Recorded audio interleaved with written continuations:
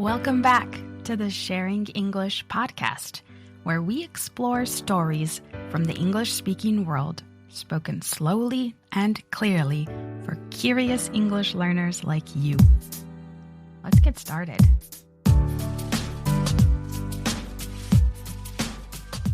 Hi everyone, it's your host, Freya. Today, we're stepping into a world of imagination, creativity, and controversy. We're talking about Walt Disney, the man behind Mickey Mouse, Disneyland, and one of the most powerful entertainment companies in the world.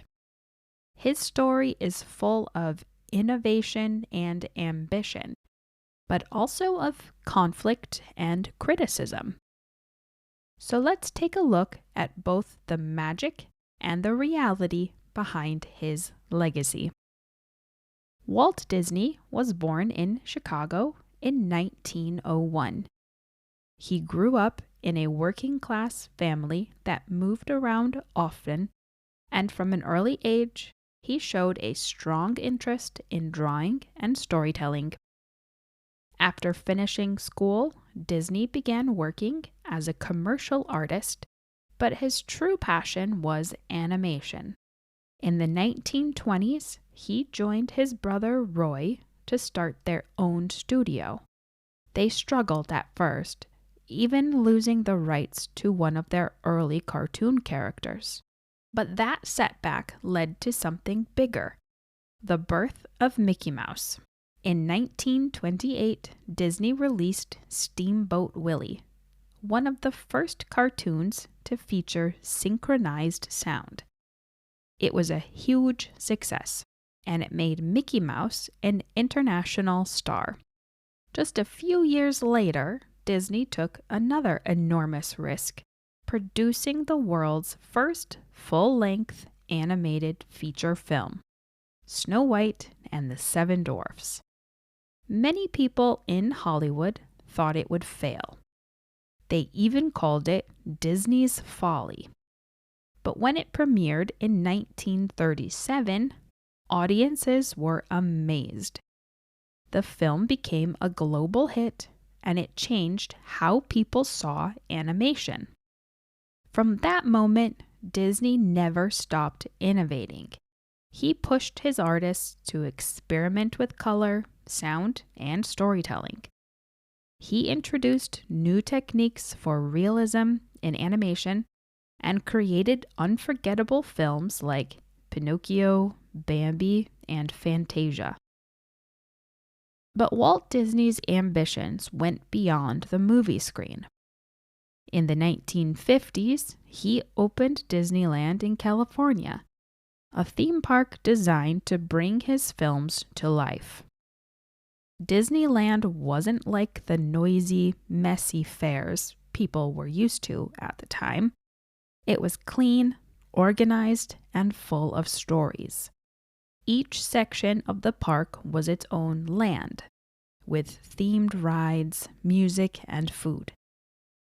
Visitors could step into the world of adventure, fantasy, or the future all in one day. It was a completely new kind of entertainment experience. Disneyland was such a success that Walt immediately began planning a second park, this time in Florida. He called it the Florida Project, which would eventually become Walt Disney World. Sadly, he didn't live to see it open.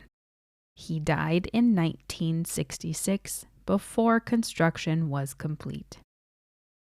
But his dream continued, and the Disney brand became one of the most recognizable in the world. Of course, no story of Walt Disney is complete without looking at the controversies. One of the biggest came in 1941 when Disney's animators went on strike. Many employees felt underpaid and overworked, and they wanted the studio to recognize their union. Walt Disney took it personally and responded harshly, firing several striking artists before finally agreeing to negotiations. The strike changed the company's atmosphere and ended some longtime friendships. Disney's films have also faced criticism for their racial and cultural stereotypes. Movies like Dumbo and Song of the South included caricatures that today are recognized as offensive. These moments remind us that even art meant to inspire joy can reflect the prejudices of its time. In recent years, the Disney Company has acknowledged these issues, adding content warnings and removing some films from children's sections on streaming platforms. There are also questions about Disney's business practices. Walt Disney was a perfectionist and a strong believer in control. He wanted his company to own everything it created: characters, music, stories, and symbols. His efforts to extend copyright protection for Mickey Mouse helped shape American copyright law for decades. Critics argue that this gave corporations too much control over art, while supporters say it protected creativity and innovation. Despite the criticism, there's no denying Walt Disney's enormous impact. He changed entertainment forever, not only through animation, but through the way people experience stories. Mickey Mouse, created almost a century ago, remains one of the world's most recognizable characters. Disney parks attract millions of visitors every year, and the company he founded continues to influence film, television, and even how families vacation. But perhaps what makes Walt Disney so fascinating is the contrast between the dream and the reality. On one hand, he inspired generations to believe in imagination and optimism. On the other, he was a tough, demanding businessman whose work reflected the cultural blind spots of his time. His story reminds us that every legacy, even one built on magic, is complicated. It forces us to ask questions about creativity, ownership, representation, and power. So here's my question for you. Which Disney movie or park memory has meant something special to you? And when you look back at it now, do you notice things you didn't see before? Maybe in the way characters are portrayed or the messages behind the story? Let me know. Thank you for listening to the Sharing English podcast. If you enjoyed this episode, I'd love it if you'd subscribe, leave a rating or review, and share the podcast with a friend who's also learning English. You can find out more about me and the podcast at our website, www.sharing-english.com.